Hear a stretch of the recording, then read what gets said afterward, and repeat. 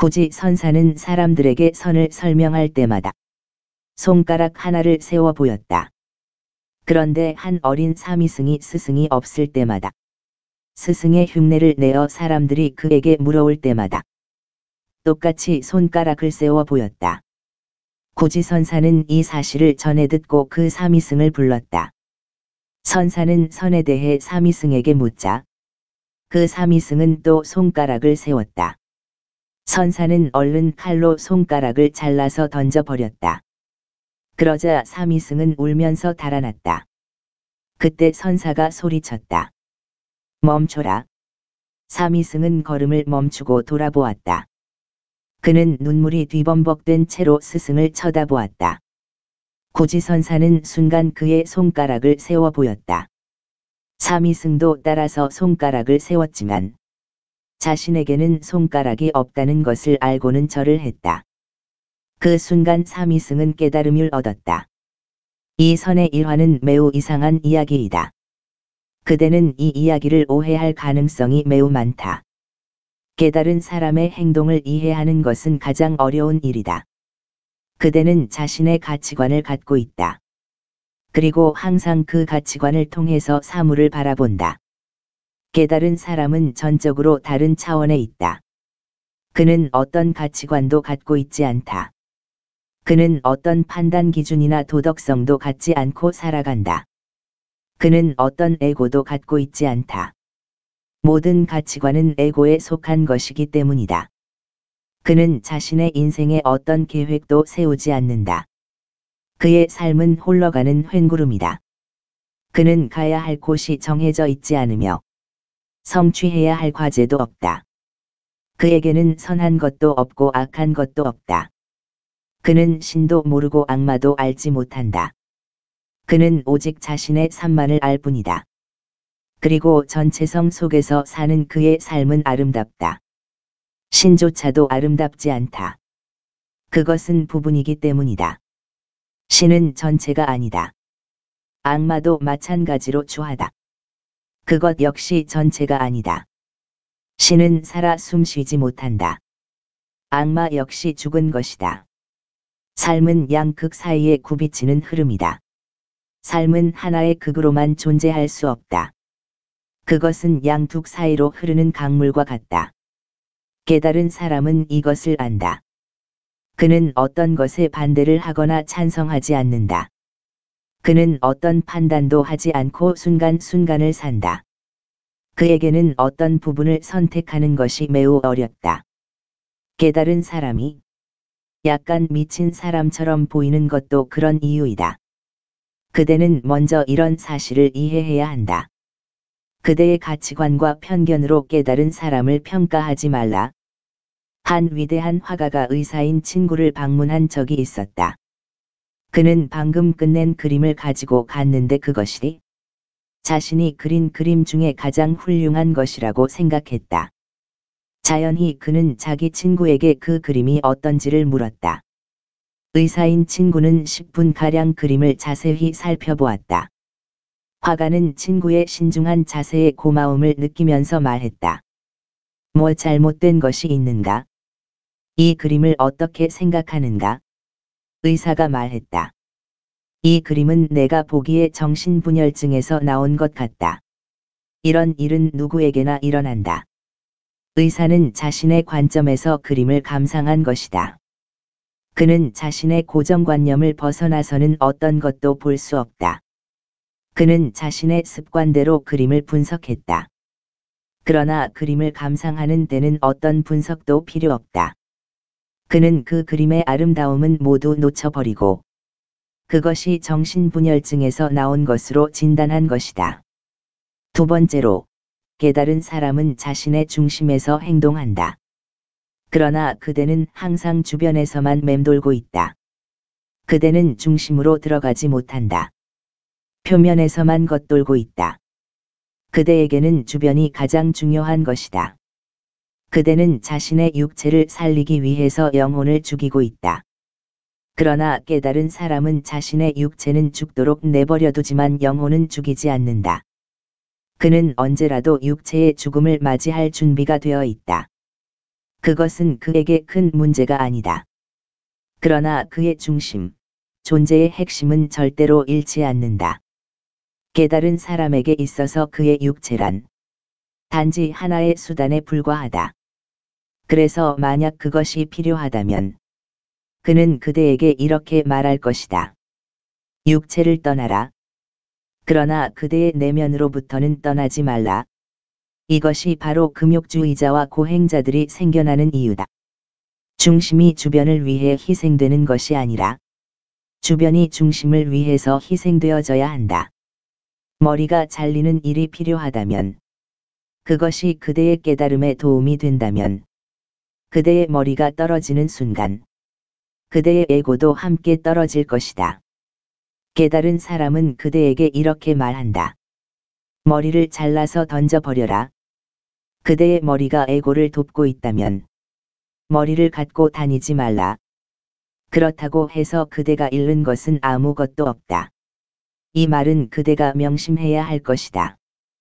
그대가 중심에서 살 때 그대의 시각은 전적으로 달라진다.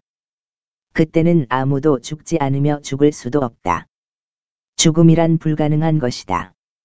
만약 그대가 주변에서 산다면 모든 사람은 죽는다. 죽음은 모든 사람의 종말이다.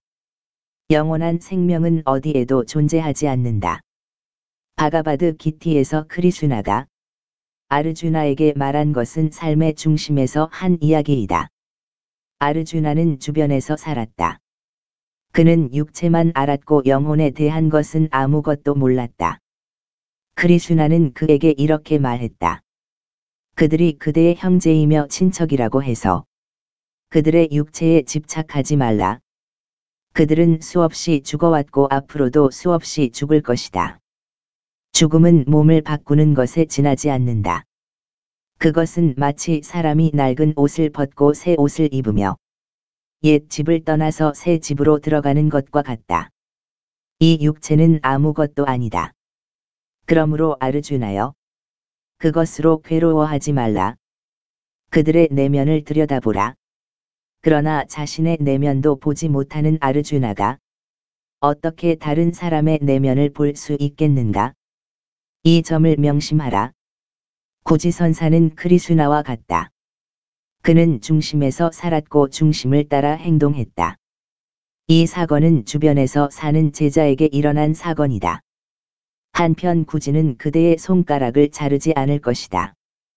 그렇게 해서 깨달을 수 있는 자라면 그렇게 할 것이다. 그 제자에게는 그렇게 할 가치가 충분히 있었다. 스승은 필요 없는 행동은 절대로 하지 않는다. 고지선사는 아르주나에게는 절대로 그런 행위를 하지 않는다. 스승은 오직 그대에게 필요한 행동만을 한다. 그대가 스승의 행동을 받을 준비가 되었을 때, 깨달음의 문턱 위에 서 있는 찰나에 스승은 행동을 한다. 그때는 말로 타이를 시간이 없다. 그 행동은 즉시로 일어나야 효과가 있는 것이다. 그대가 지금 깨달을 수 있는 기회를 맞이했다면, 그대 앞에 문이 열려 있다면 스승은 그대를 즉시 밀쳐 넣는다. 잠시만 지체해도 그대는 기회를 놓치게 된다. 그대는 수많은 생애 동안 다시 그 문이 열릴 기회가 오지 않을지도 모른다. 삶은 매우 복잡하다. 그대가 그 문 곁으로 가는 기회는 매우 드물다. 스승이 만약 보라, 여기에 문이 있다라고 그대에게 말로 설명하기 시작한다면 그래서 그대가 이해한 다음 그 문을 쳐다보면 이미 그 문은 사라지고 없다. 삶은 끊임없이 움직이는 하나의 흐름이다. 스승은 즉각적인 행동을 취할 수밖에 없다. 만약 그가 죽는 것이 깨달음의 길이라면 스승은 그대를 죽일 것이다. 그래서 스승에게 완전히 자신을 내맡기는 것이 필요하다. 완전한 헌신이 필요하다. 그러나 헌신은 쉬운 일이 아니다. 헌신은 스승에게 이렇게 말하는 것이다. 나는 준비가 되어 있습니다. 저를 죽이고자 한다면 죽이십시오. 나는 이유를 묻지 않겠습니다. 그대가 이유를 묻는다면 그것은 헌신이 아니다. 거기에는 믿음이 없다. 옛날에는 사람들이 헌신할 수 있었기 때문에 깨달음을 얻은 사람이 많이 나올 수 있었다. 당시에는 분위기가 스승에 대한 믿음으로 가득 차 있었다.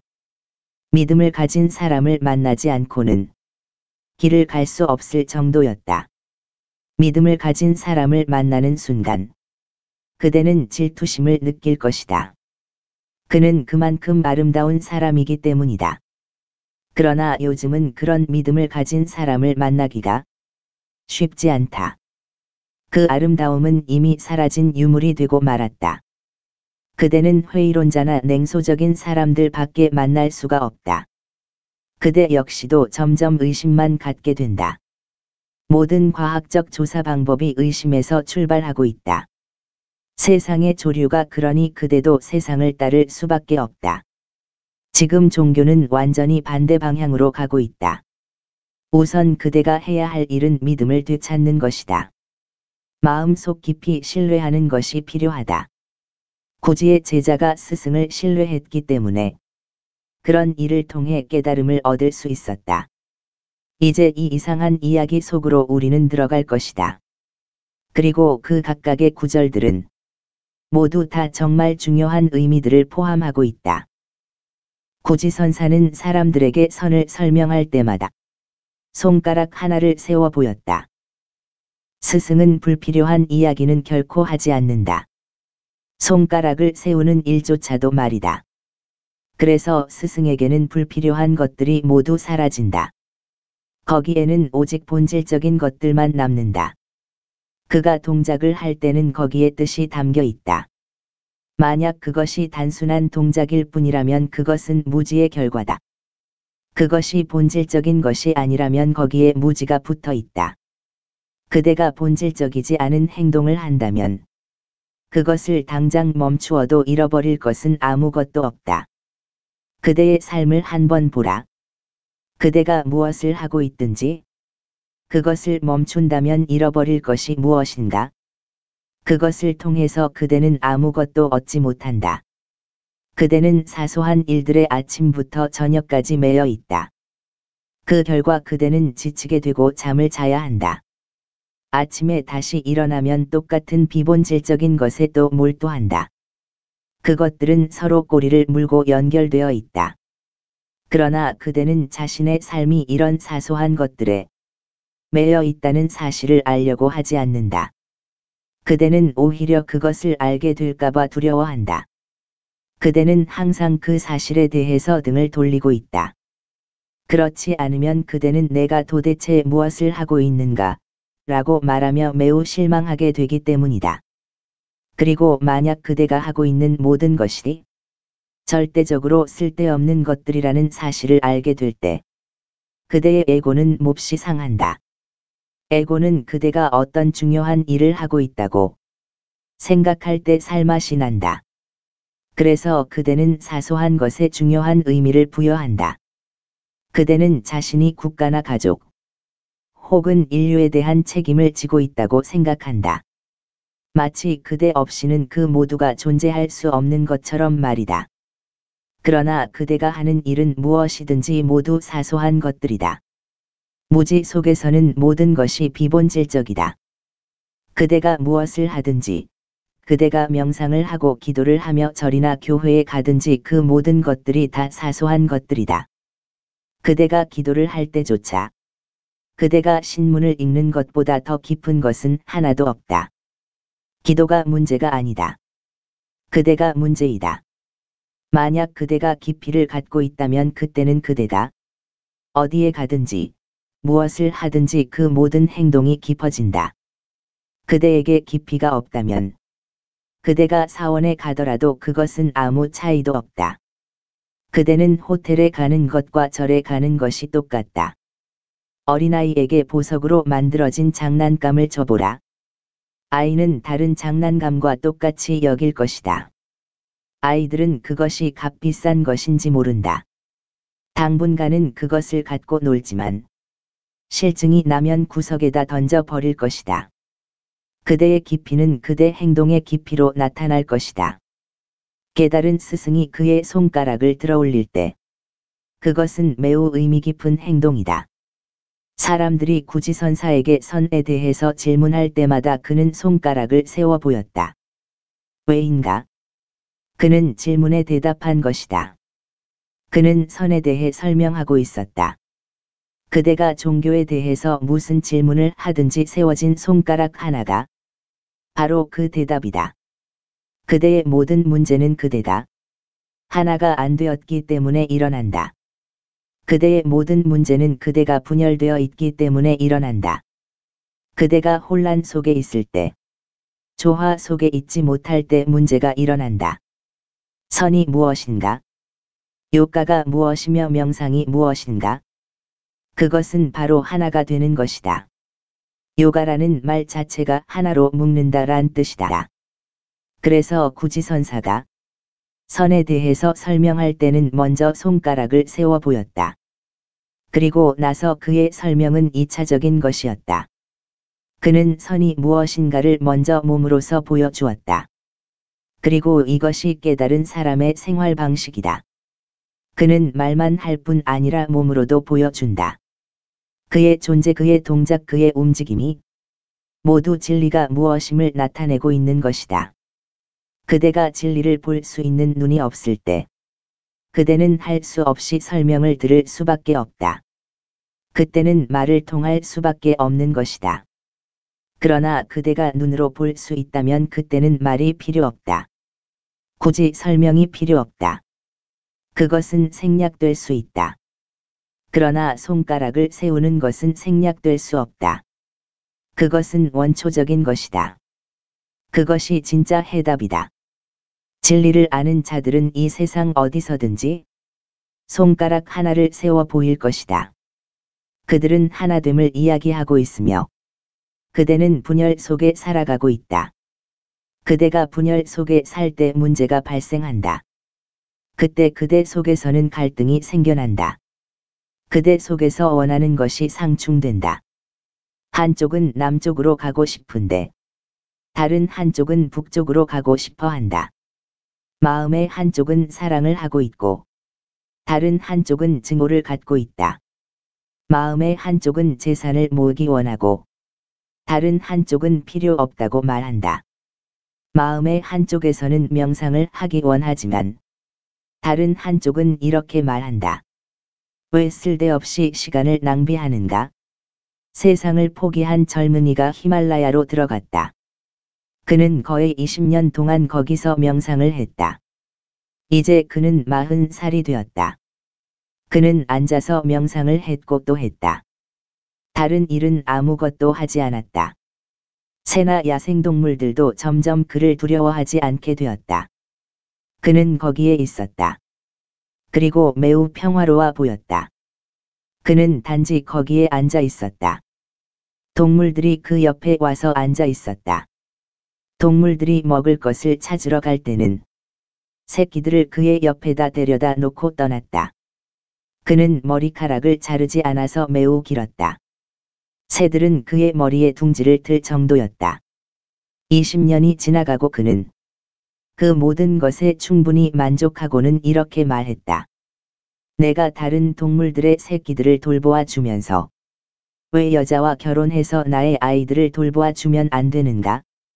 이것은 불합리하다. 나는 아무데도 도달하지 못했다. 나는 20년을 잃어버렸다. 이제 시간이 없다. 곧 삶은 끝나버릴 것이다. 무엇이 문제인가? 그는 진짜로 명상을 하고 있었다. 그런데 무슨 문제가 일어났는가? 20년은 긴 시간이다. 그러나 마음은 계속 분열된다. 한쪽은 명상을 하고 있고 다른 한쪽은 이렇게 말한다. 쓸데없이 시간을 낭비하지 말라. 다른 사람들은 삶을 즐기고 있다. 돌아가서 평범하게 살아라. 평범한 사람들은 행복하다. 그들은 춤추고 술 마시고 사랑을 한다. 이 세상은 황홀경 속에 빠져 있는데 너만 바보처럼 여기에 앉아 있다. 그는 겉으로만 주문을 외우고 있을 뿐이다.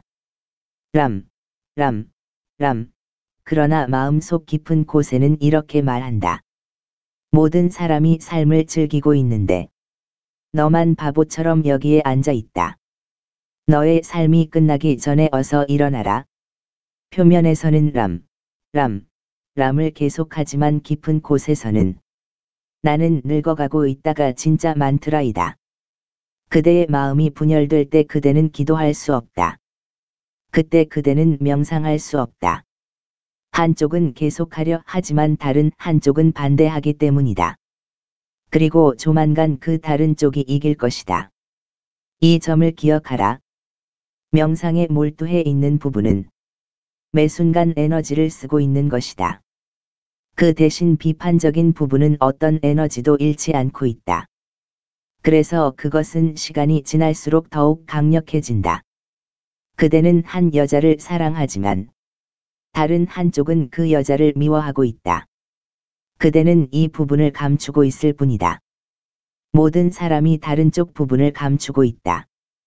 그대가 깨닫지 않는 한 그 다른 쪽 부분은 여전히 거기에 있다. 사랑하는 부분은 갈수록 약해지고 감춰져 있던 증오의 부분은 갈수록 강해진다. 그래서 모든 결혼이 결국 불행으로 이어지는 것이다. 그대가 깨달은 사람과 결혼하지 않는 한 말이다. 그러나 이것은 매우 어려운 일이다. 어쨌든 그 수행자는 갑자기 지겨워졌고 그날로 히말라야를 내려왔다.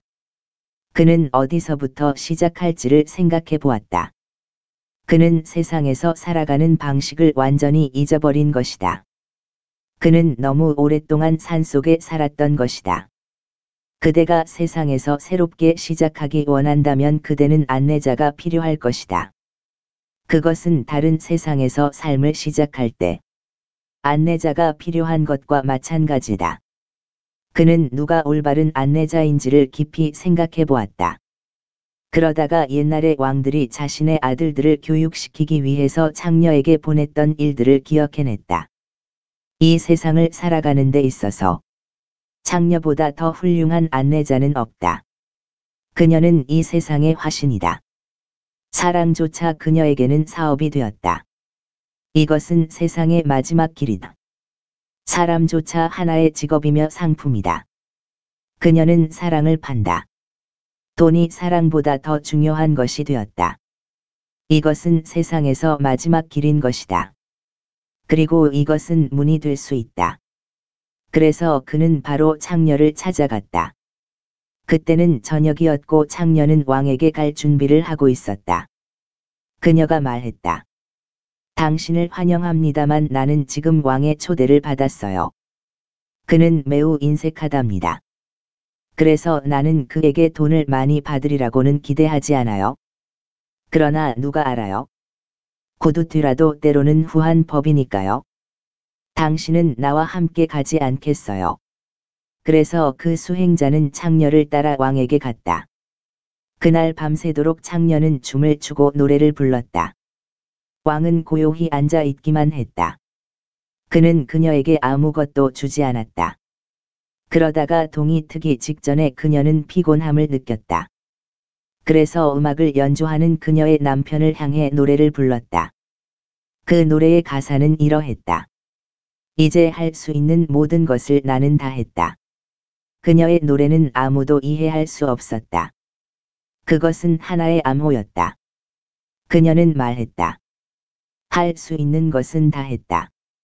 이제 더 이상 희망이 없는 것처럼 보인다. 우리는 떠나는 것이 좋겠다. 그 수행자는 마음속으로 생각했다. 이것은 내가 처한 상황과 똑같다. 나는 할 수 있는 것을 다 했다. 더 이상 내가 해야 할 일이 없다. 그래서 나는 떠나야 한다. 그 창녀의 남편이 말했다. 우리는 할 것을 다 했지만 아직 어둠이 완전히 가시지는 않았다. 누가 알겠는가? 우리는 이 일을 끝까지 해야 한다. 그러니 조금만 참자. 이 말을 들은 수행자는 생각했다. 이제 내가 무엇을 더 해야 하겠는가? 나는 산에 있을 때 바로 이와 같은 상황이었다. 그때 조금만 더 참았어야 했었다. 그는 오직 담요 한 장만 갖고 있었다.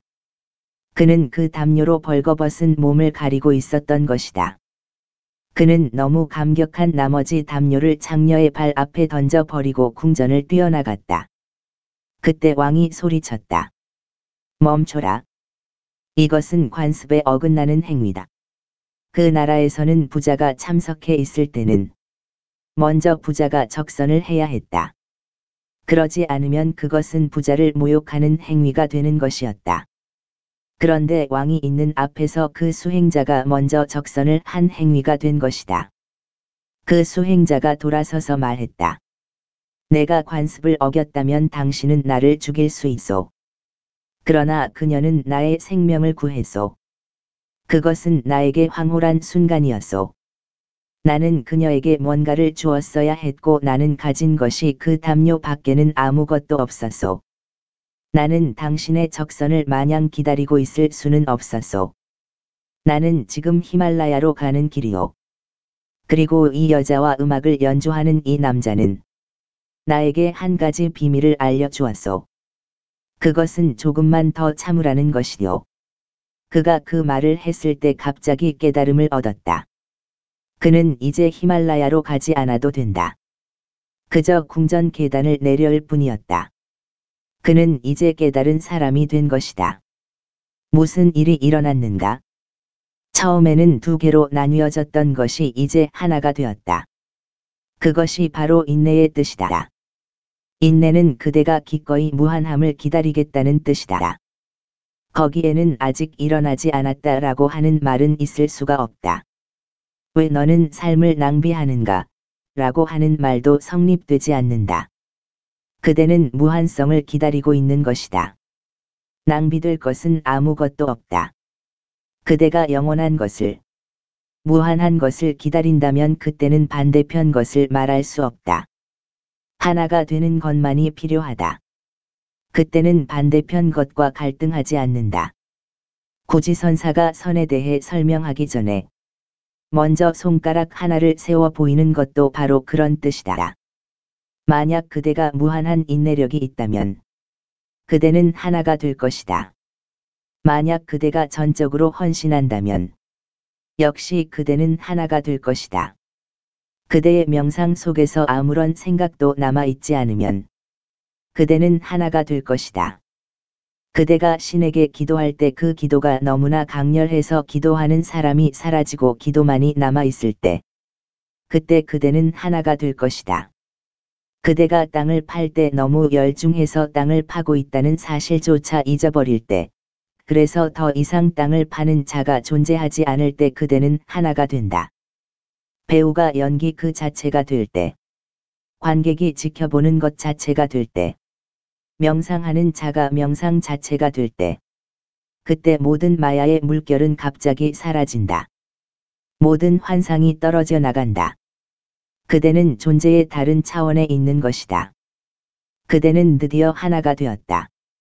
그대가 하나가 될 때 그대는 커다란 하나에 도달한다.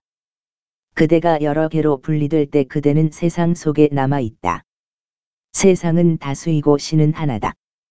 그러나 그대가 하나됨을 알기 위해서는 먼저 하나가 되어야 한다. 그렇지 않다면 그대는 그것을 알 수 없다. 오직 그대가 그것과 같아질 때 그것을 알 수 있는 것이다.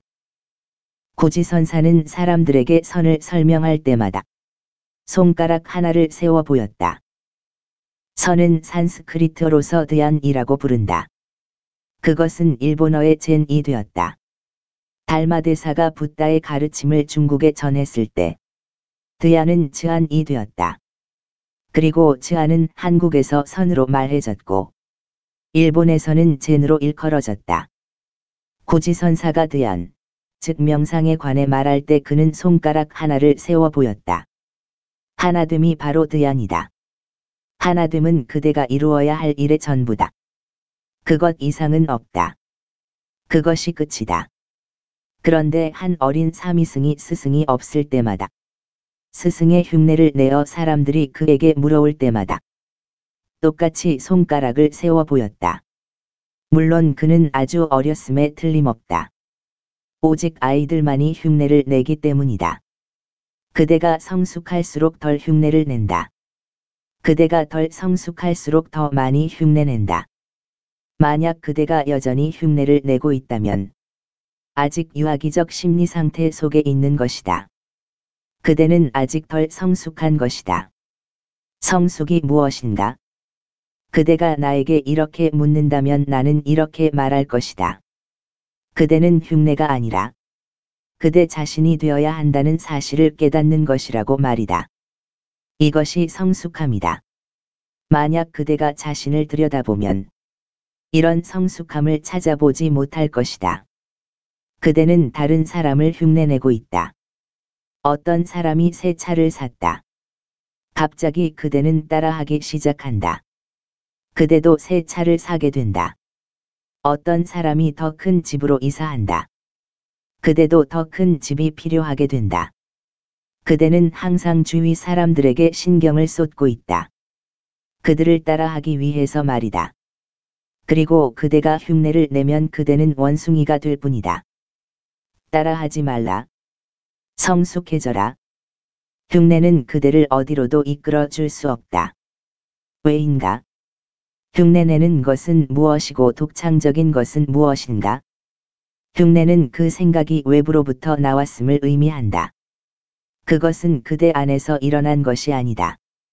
그대의 본성이 그 속에서 꽃핀 것이 아니다. 어떤 다른 사람이 그대에게 어떤 생각을 불어넣어 주었고 그대는 그것을 따라간다. 만약 그대가 그것을 성취할 수 없다면 그대는 불행에 빠질 것이다. 그대가 이상을 성취하지 못했기 때문이다. 그대가 그것을 성취했다고 하더라도 그대는 불행해질 것이다.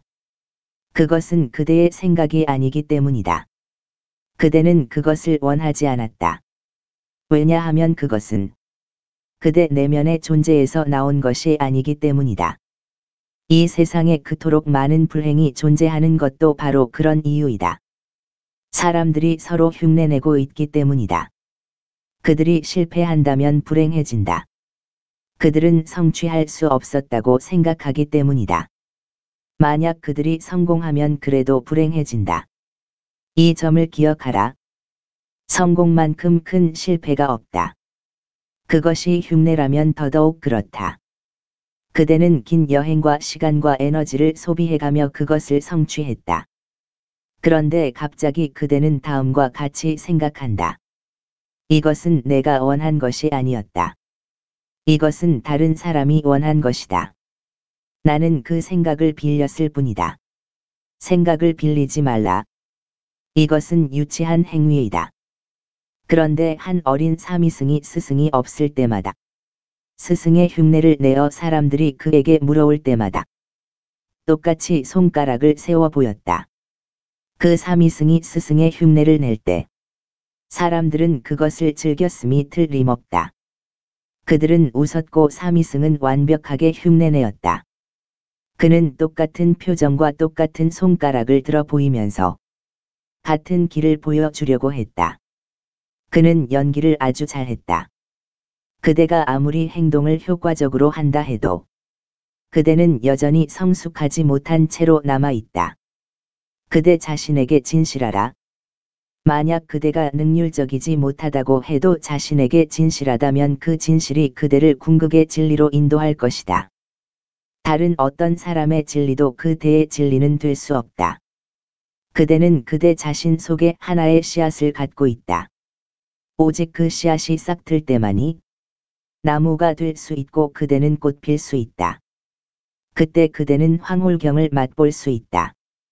그러나 그대가 다른 사람을 흉내낸다면 그 씨앗은 죽은 채로 남아 있다. 그대는 세상에서 모든 사상들을 축적할 수 있다. 그리고 성공할 수도 있다. 그러나 그대 자신은 공허함을 느낄 것이다. 오직 그대의 씨앗만이 그것이 자라서 나무가 될 때만이 그대는 가득 채워질 것이다. 그때 그대의 진리는 꽃 필 수 있다. 그전에는 결코 안 된다. 사람들은 흉내낸 그대의 성공에 박수를 보낼지도 모른다.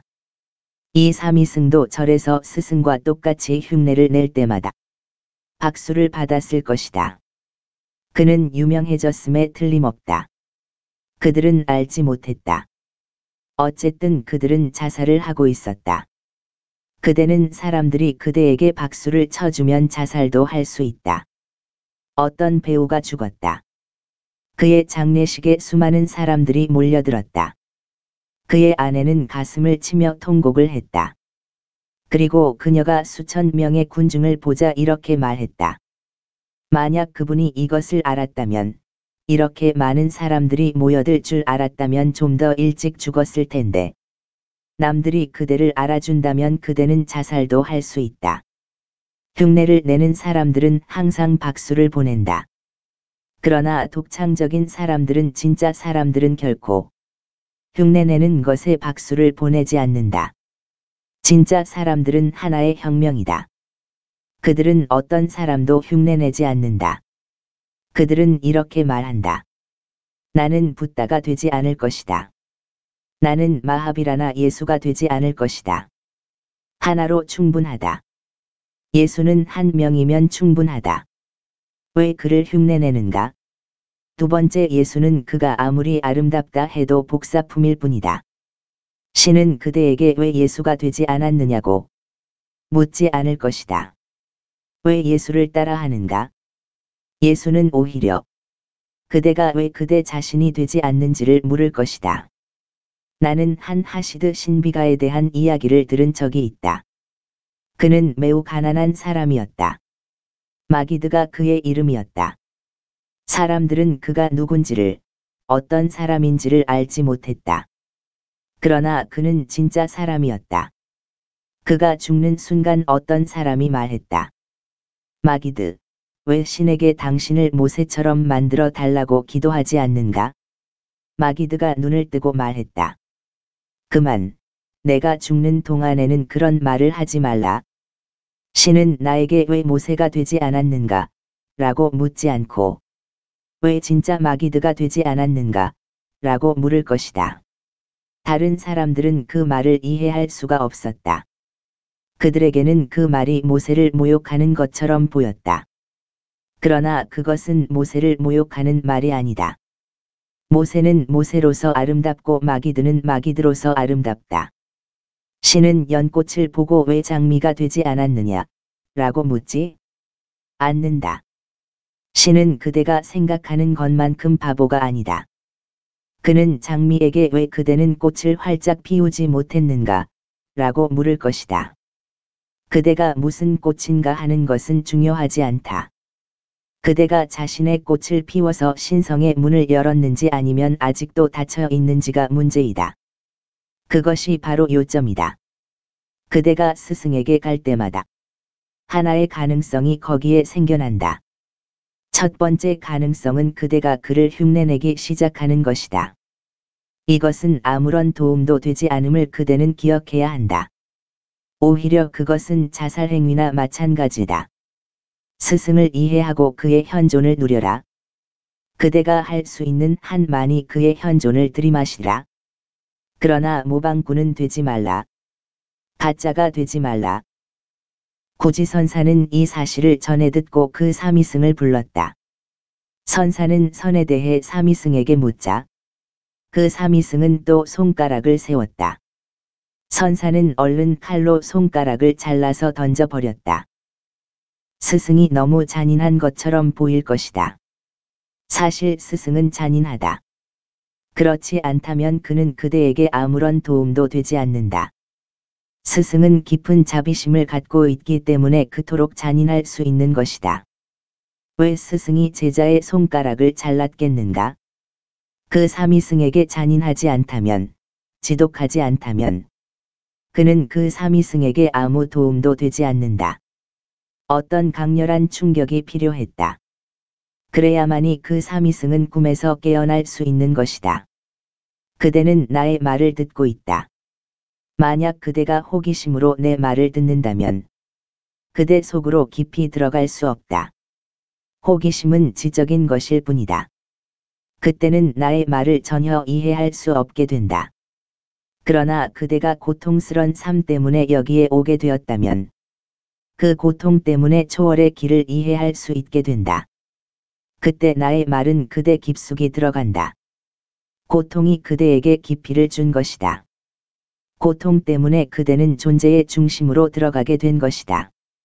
그대가 나와 사랑에 빠진다면, 그것이 지적인 관계가 아니라면, 그대가 나와 깊은 정서 속에서 만날 수 있다면 그때는 내 말이 더욱 깊이 그대 속으로 들어갈 것이다. 그대가 한 사람을 사랑할 때는 그의 말을 머리가 아닌 가슴으로 듣는다. 머리는 가장 진보한 것이며 쓰레기통과 같다. 그대는 머릿속에 온갖 쓰레기들을 쌓아두었다. 쓰레기는 결코 가슴 속으로 들어올 수 없다. 그것은 머릿속에서만 남을 수 있다. 본질적인 것은 가슴 속으로 들어온다. 그래서 만약 그대가 여기에 단지 호기심으로 와 있다면 그대는 내 말을 들어도 표면적으로 들을 뿐이다. 그것은 그대에게 아무런 변화도 가져오지 못한다. 그대가 삶의 고통에서 벗어나려는 절실한 마음에서 여기에 있다면, 그대가 진짜로 변화되기를 원한다면, 그때 그대는 존재의 깊이 속으로 들어가게 될 것이다. 그 깊이는 더욱 깊어질 수 있다. 그대가 나와 사랑의 관계 속에 있다면, 그대가 나를 신뢰한다면, 그대가 나에 대해서 열려 있다면, 그때 나의 말은 즉시 그대의 가슴에 박힐 것이고, 존재의 변화를 맛볼 것이다. 오직 신뢰 속에서만 열려질 수 있다. 그렇지 않다면 그대는 두려워할 것이고 그때는 문을 닫아버린다. 고지선사는 이 사실을 전해 듣고 그 사미승을 불렀다. 스승은 항상 누가 모방자인지를 알고 있다. 그들은 특히 눈에 잘 띈다. 나도 이곳에서 누가 모방꾼인지를 잘 알고 있다.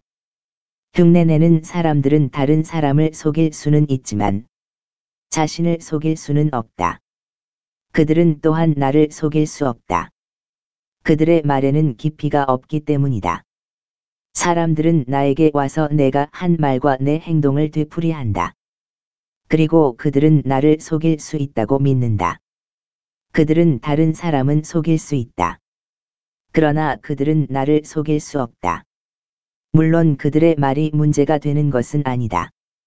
그 말을 사용하는 그대의 깊이가 문제다. 말이란 누구든지 할 수 있는 것이다. 그대는 기타를 완벽하게 외울 수 있다.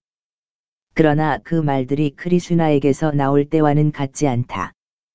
그대는 성경을 완전히 암송할 수 있다.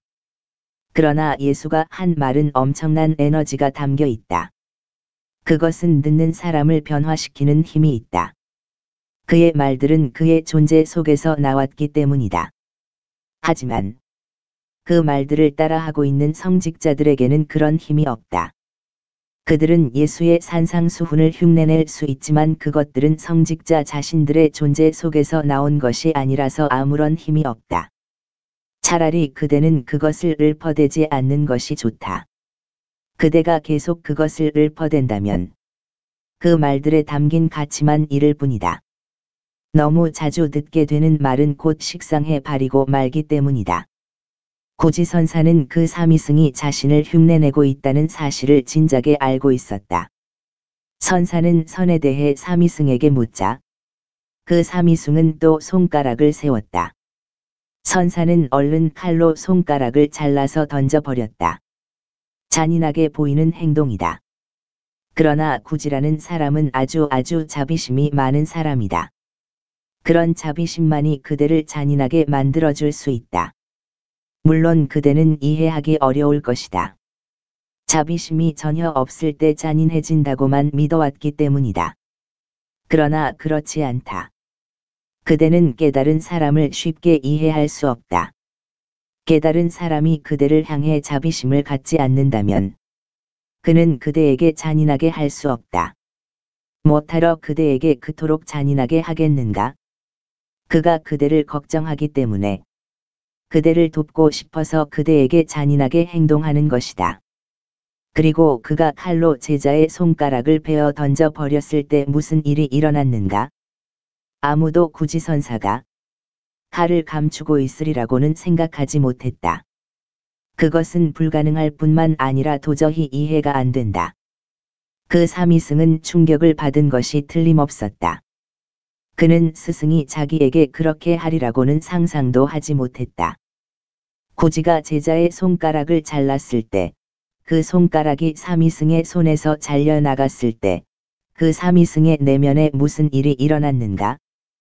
처음에는 아무런 생각도 일어나지 않았다. 그때만큼은 그도 잠을 계속 잘 수가 없었다. 누가 그대의 손가락을 자른다고 해도 그대는 계속 잠을 잘 수 있겠는가? 그대는 잠이 완전히 깨일 것이다. 고통이 너무 강렬해서 그 사미승은 갑작스런 순간의 변화가 일어났다. 그는 더 이상 어린 소년이 아니다. 그는 갑자기 성숙해 버렸다. 그것은 순간적으로 일어나는 일이다. 반대로 수많은 생애 동안에 한 번도 일어나지 않을 수도 있다. 흉내내는 버릇은 호되게 끊어야 한다. 그 손가락은 하나의 상징이다.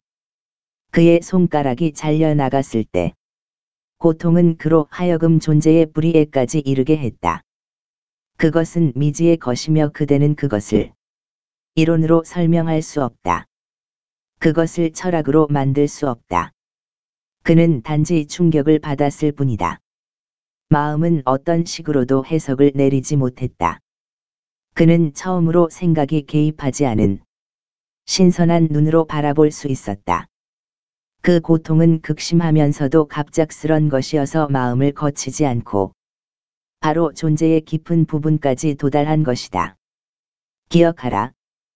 쾌락은 고통만큼 깊이 들어가지 못한다. 쾌감은 피상적인 것이다. 그래서 즐거움 속에 사는 사람들은 항상 피상적이고 천박하다. 그대는 부자들에게서 깊이를 찾아볼 수 없다. 차라리 거지에게서 그것을 찾을 수 있다. 물론 그대는 거지에게서 그것을 발견하지 못할 수도 있다. 그러나 그것은 그대의 선입관 때문이다. 그대는 그를 단지 거지라고만 생각한다. 거지를 만나거든 그를 한번 유심히 보라. 그는 너무 많은 고통 속에서 살고 있다. 그리고 고통은 그에게 깊이를 주었다.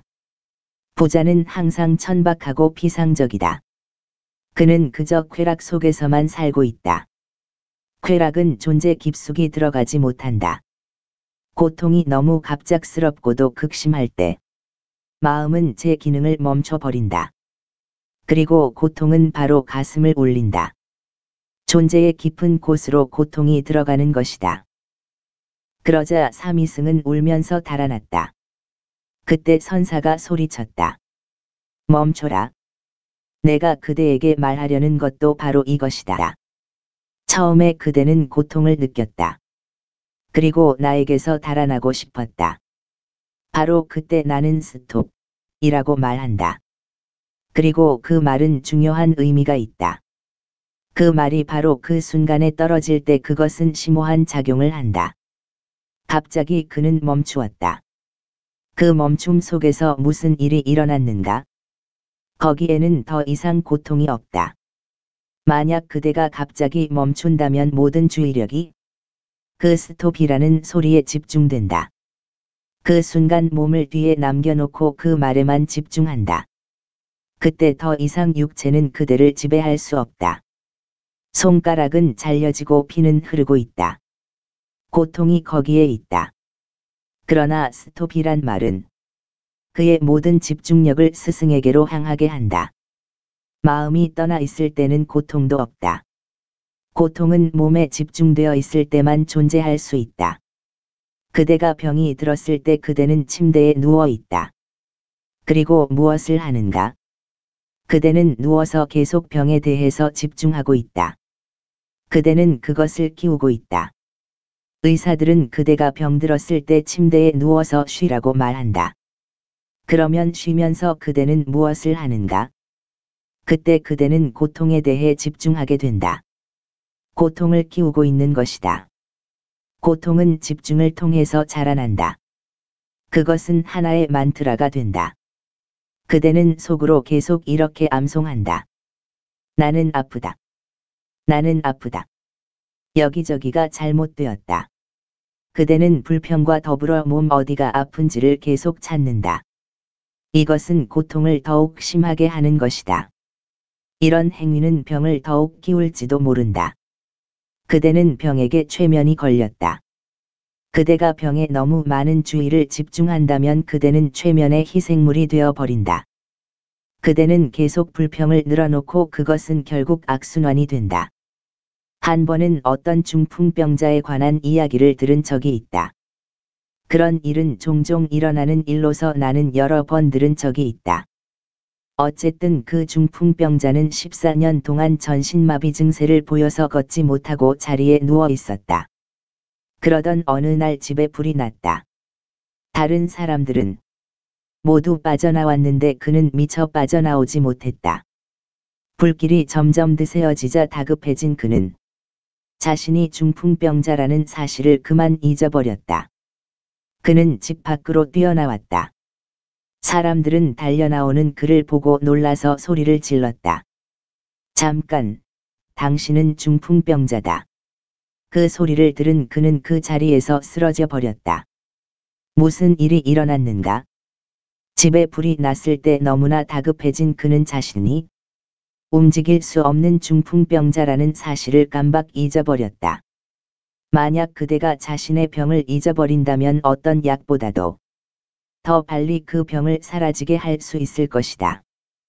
그대가 병을 잊을 수 없다면, 계속 그것과 씨름한다면 그때는 병이 그대를 지배할 것이며 증세는 더욱 심해질 것이다. 고지선사가 멈춰라라고 소리쳤을 때, 그 소녀는 스승을 바라보았다. 그는 울음도 멈추었고 그와 함께 고통도 사라졌다. 손가락은 아무렇지도 않은 듯이 말이다. 고지선사는 순간 그의 손가락을 세워 보였다.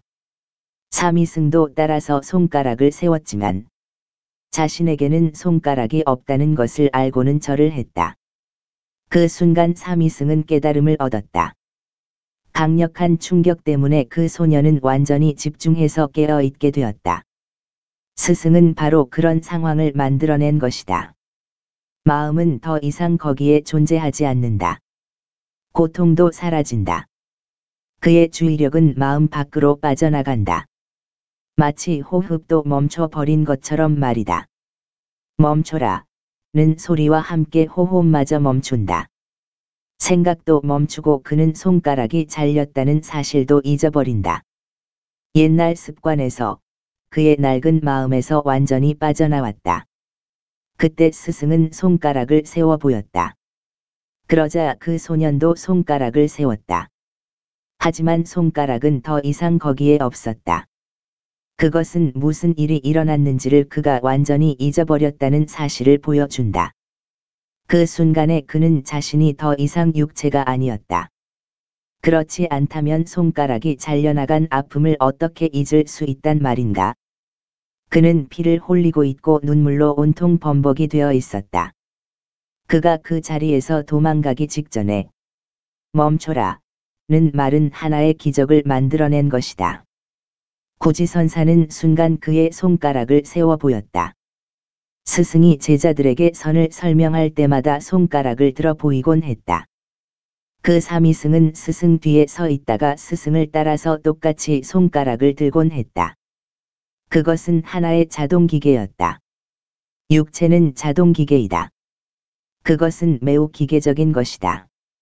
사미승도 따라서 손가락을 세웠지만 자신에게는 손가락이 없다는 것을 알고는 절을 했다.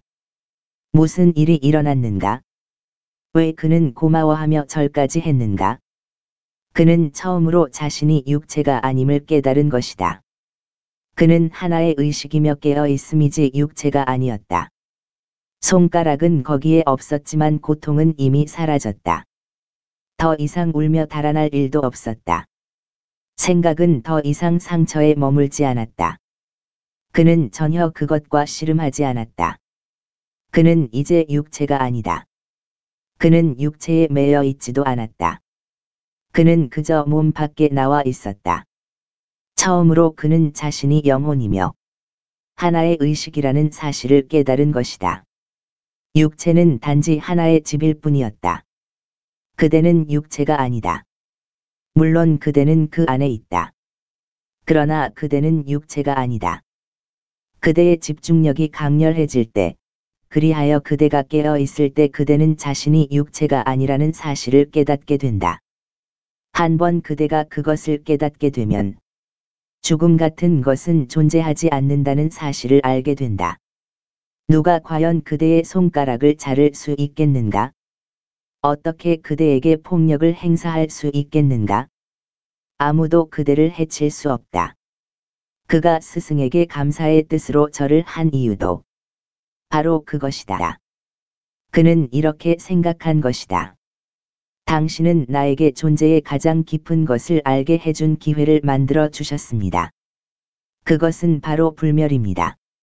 그 순간 사미승은 깨달음을 얻었다. 깨달음이 무엇인가? 그대가 육체가 아니라는 사실을 체험하게 되는 것이다. 그대의 내면에는 빛이 있다. 그것은 등잔불이 아니라 횃불이다. 그대는 육체도 마음도 아니다. 마음은 육체에 속한 것이다. 마음은 육체를 초월할 수 없다. 그것은 가장 미묘한 몸의 일부분이다. 가장 세련된 몸이다. 육체도 원자이며 마음 또한 원자로 이루어진 것이다. 그대가 육체도 마음도 아닐 때, 그때 그대는 자신이 무엇인지를 알게 된다. 그대가 누구인지 아는 것이 바로 깨달음이다. 고지선사가 제자의 손가락을 잘랐을 때, 낡은 물통은 부서져 나갔다. 그리고 물은 쏟아져 버렸다. 거기에 물도 없고 달도 없다. 제자는 깨달음을 얻었다. 고지선사는 바로 그 순간을 기다려온 것이다. 수년 동안 이 어린 사미승은 스승의 흉내를 내었다. 그러나 스승은 때가 오기만을 기다렸다. 그대는 그 순간을 억지로 끌어당길 수 없다. 그것은 저절로 올 때만이 가능성이 있다. 그대는 그때까지 자라야 한다. 그리고 스승은 그때를 기다린다. 그때가 오면, 그 순간에 이르면 어떤 방편이라도 취해질 수 있는 것이다. 멈춰라. 는 고함과 함께 낡은 물통은 부서져 버렸다. 갑자기 물에 비친 영상은 사라졌다. 거기에 더 이상 물이 없기 때문이었다. 그대는 진짜 달을 본다. 그대는 깨달은 것이다. 깨달음은 그대가 누구인지를 아는 것이다.